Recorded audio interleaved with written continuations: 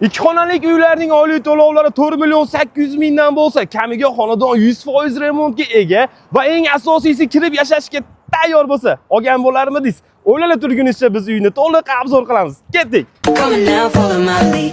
Come on now, follow my lead. I'm in love with the shape. Xonadonlarni xuddi shu ko'rib turgan holatingizda topshiramiz. Koridordan kirishimizga bu tarafda garderob uchun joy ajratilgan. Jitchi yurganingizda bu tarafda detskining ichida parovoyni joylashgan va bu tarafda sanuzel. Sanuzellar 100% jihozlangan holatida topshiramiz. Rozetkalar chiqqan bo'ladi. Bu taraf spalni. Spalning ichida kichkinagina balkonchasi bor va ayollarimiz yoqtiradigan oshxonaga keldik. Oshxonamiz xuddi shu holatda topshiramiz.